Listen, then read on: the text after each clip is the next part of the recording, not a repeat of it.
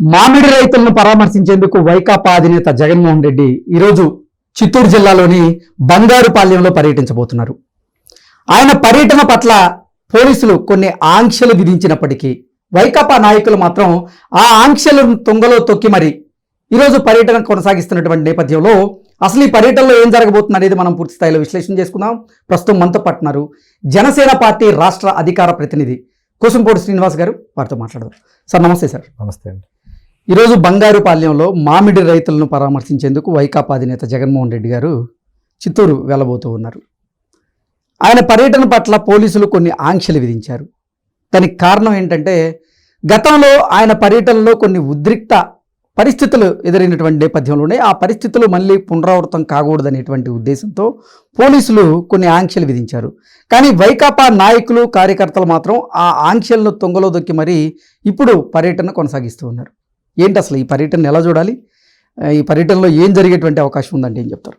కృష్ణ గారు, మామూలుగా ఒక ప్రతిపక్ష నాయకుడిగా ప్రతిపక్ష స్థానం ఇవ్వలేకపోయినా ఒక రాజకీయ పార్టీ అధ్యక్షుడిగానో మాజీ ముఖ్యమంత్రిగానో లేకపోతే ప్రస్తుత పులివెందుల ఎమ్మెల్యేగానో అతను రైతులను పరామర్శించడానికి వెళ్ళడానికి ఎటువంటి అభ్యంతరం లేదు. ప్రభుత్వం కూడా కూటమి ప్రభుత్వం ఎక్కడ కూడా అబ్జెక్షన్స్ కూడా పెట్టాల. కాకపోతే గతంలో కొన్ని పర్యటనలు ఆయన ఏదైతే పొగాకు రైతులను పరామర్శించడానికి వెళ్ళనో లేకపోతే వేరే వాళ్ళ పార్టీ కార్యకర్తల పరామర్శలు ఏదో పరామర్శల రూపేణ ఆయన ఆంధ్రప్రదేశ్లో అడుగుపెట్టినప్పుడల్లా ఏదో ఒక ఘటన జరుగుతుంది. సింగయ్య గారి మరణం ఇంకా అదే మర్చిపోలేని పరిస్థితి. అంటే ఉధృత వాతావరణం, ఒక విధమైన శాంతి భద్రతలకు విఘాతం కలిగేటువంటి అవకాశాలు ఉన్నాయి కాబట్టి ఎక్కడ పోలీసులు కొంచెం మీరు వెళ్ళండి, మీ పర్యటనకి ఎవరు అబ్జెక్షన్ పెట్టాం. కాకపోతే దానికి ఒక లిమిటెడ్ గా పోలీసు ఆంక్షలు మీరు మితి అధిగమించకుండా మీరు పర్యటన చేయండి అని చెప్పి ఆంక్షలు పెట్టారు. కానీ ఆంక్షలు పోలీసులు విధించడమే తప్ప ఎప్పుడు వాటిని గౌరవించడం కానీ ఆ విధంగా చేయడం కానీ ఎప్పుడు లేదు. ఇప్పుడు కూడా మొన్న సింగయ్య గారి మరణం ఇందాక మీరు చెప్పినట్టు అది ఇంకా కళ్ళ ముందు మెదాడుతూనే ఉంది. ఈ రోజు కూడా ఒక 500 మందితోటి వెళ్ళమని ఒక పోలీసులు ఆంక్షలు పెడితే ఆయన ఇంకా రాలా. మనం మాట్లాడుకున్న టైంకి ఇంకా ఆన్ ది వే. ఆయన ఎక్కడో పరామర్శలకు రైతులు పరామర్శించడానికి వెళ్తున్న కార్యక్రమంగా లేకుండా ఒక బల ప్రదర్శన కింద అక్కడికి వెళ్ళడం, ఆ చుట్టుపక్కల అంటే హెలిప్యాడ్ దగ్గరికి కేవలం 30 మందినే అనుమతిస్తూ పోలీసులు. అదే అంటే కృష్ణ గారు, నేను అంటుంది బంగారుపాలెం వెళ్తుంది ఎందుకు, ఒక మామిడి రైతులను పరామర్శించడానికి వెళ్తున్నాను. వాక్కడంలోనే పక్కన ఉన్నటువంటి కర్నూలు జిల్లాకి సంబంధం ఏంటి? కర్నూలు జిల్లా నుంచి కడప జిల్లాల నుంచి జనాలను తరలించాల్సిన పరిస్థితి ఏంటి? ఎగ్జాక్ట్లీ అది అక్కడ జరుగుతుంది. అక్కడికి వెళ్ళిన తర్వాత పోలీసులు కొంతవరకు కంట్రోల్ చేస్తారు. ఆ తర్వాత శృతి మించిపోయి అక్కడ ఏ విధమైనటువంటి దౌర్జన్యం జరిగినా, శాంతి భద్రత విఘాతం కలిగించినా మళ్ళీ పోలీసులు అంటాం కదా మనం. అవును, నిజమైన ఆ చట్టాల మీద, రాజ్యాంగం మీద ఒక గౌరవం, విధానం, పోలీస్ వ్యవస్థ మీద ఉన్న వ్యక్తి అయితే చాలా చక్కగా అతని పార్టీ కార్యకర్తలను, నాయకులను తీసుకు వెళ్ళొచ్చు, రైతులను పరామర్శించవచ్చు, వాళ్ళకి ఏదో సానుభూతిగా మాట్లాడచ్చు, అయితే ప్రభుత్వాన్ని డిమాండ్ చేయొచ్చు, ఇలా కాదని డిమాండ్ చేయొచ్చు, కొన్ని సలహాలు సూచనలు ఇవ్వచ్చు. ఇటువంటి మనం మాట్లాడుకున్న ప్రజాస్వామ్య మాటలు అక్కడ ఏమి ఉండవు. అక్కడ కనీసం మామూలు రైతులు కూడా ఉండరు. మీరు చూసుకోండి, అక్కడ వాళ్ళకి కొంతమంది ఆర్టిస్టులు కూర్చోబెడతారు. ఎందుకంటున్నానంటే ఈ మాట ఆల్రెడీ సీజన్ అయిపోయింది. సీజన్ అయిపోయిన తర్వాత పరామర్శ ఏంటండి? అర్థం కానిది. ఒక పక్కన మార్కెట్లో ఉండి వాడికి సరైన రేట్ లేకపోతే, గిట్టుబాటు ధర రాకపోతే, ప్రభుత్వం కొనుగోలు చేయకపోతే అతను అక్కడికి వెళ్ళి ధర్నా చేయి, డిమాండ్ చేయి. తప్పులు ఆల్రెడీ సీజన్ అయిపోయింది. సీజన్ అయిపోయిన తర్వాత నువ్వు అక్కడికి వెళ్ళి పరామర్శ ఏంటి అంటే ఒక రాజకీయ డ్రామా. ఒకటి, గతంలో ఎప్పుడు లేనట్టుగా ఈ రోజు మామిడి పంట దిగుబడి పెరిగింది. ఈ ఏడాది దాదాపు 2.5 లక్షల టన్నులు ఉండేది 4 లక్షల టన్నులకు వచ్చింది.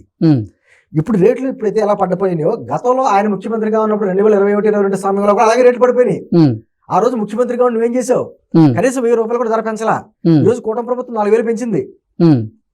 ప్రాసెసింగ్ యూనిట్లు కూడా తీసుకోమని చెప్తుంది. ఎక్కడ కేంద్ర ప్రభుత్వం దగ్గరికి వెళ్ళి మేము మద్దతు ధర రాష్ట్ర ప్రభుత్వం కొంత చెల్లించుకుంటాం, కేంద్ర ప్రభుత్వం మీరు కూడా సహకారం చేయండి, రైతులను ఆదుకుందాం అని చెప్పేసి అచ్చెన్నాయుడు గారు కేంద్ర మంత్రులు కూడా కలుస్తున్నారు.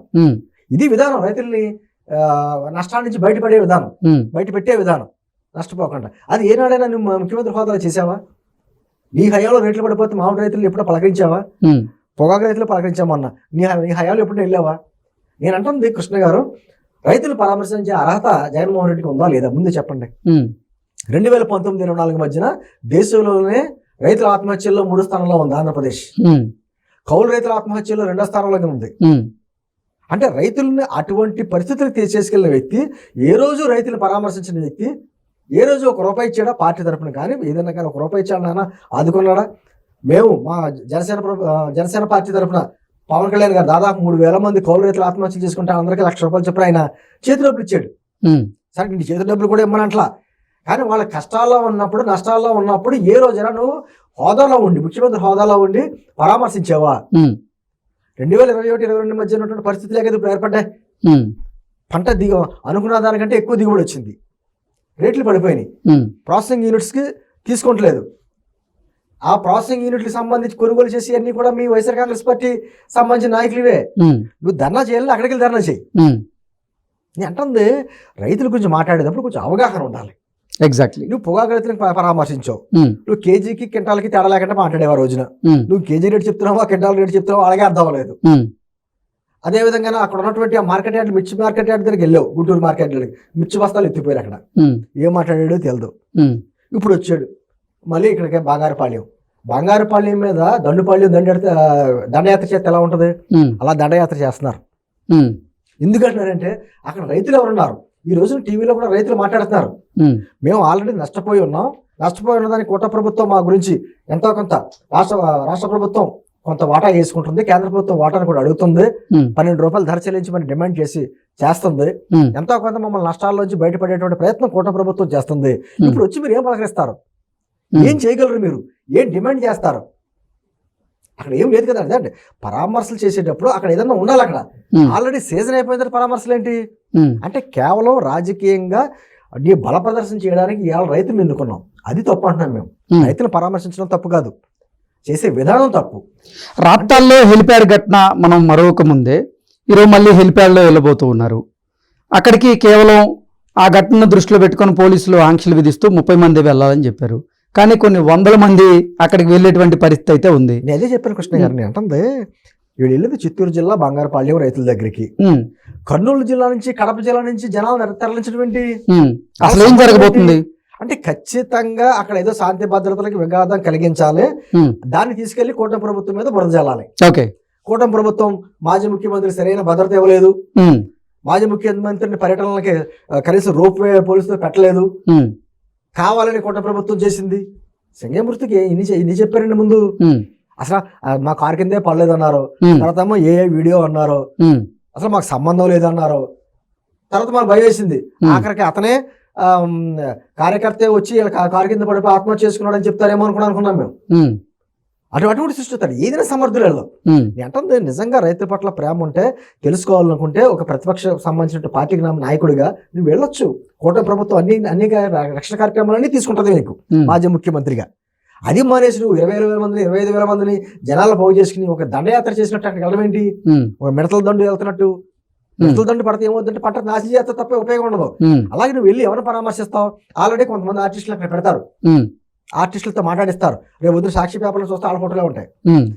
ఈ రోజున అక్కడ లేవు అన్ని చోట్ల తిరుగుతున్నారు. వాళ్ళు అడుగుతున్నారు రైతులు, ఆల్రెడీ జరిగిపోయింది, సీజన్ అయిపోయింది. సీజన్ అయిపోయిన తర్వాత నువ్వు వచ్చి మమ్మల్ని ఏం పరామర్శిస్తావు? నువ్వేం చేయగలవు? పోనీ నీ పార్టీ తరపున ఏమైనా ₹1 ఏమన్నా ఏమైనా ఇవ్వగలవా? పార్టీ తరపున ఇవ్వలేవు, నువ్వు సొంత డబ్బులు ఇవ్వలేవు. ఏమి అంటే నీకు ఎంఆర్పీకి ఎంఎస్పీకి తేడా తెలుసు నీకు? అసలు ఎవరన్నా అడిగాడు అనుకోండి అక్కడ విలేకరి, అసలు ఎంఆర్పీ ఏంటంటే ఎంఎస్పీ ఏంటంటే రేట్ అడిగాడు అనుకో, తేడా ఏంటని చెప్పగలరా జగన్మోహన్ రెడ్డి? అంటే అవగాహన లేని వ్యక్తి కేవలం రాజకీయంగా కూటమి ప్రభుత్వం మీద బురద జల్లడానికి ఒక కార్యక్రమం ఎంచుకున్నాడు.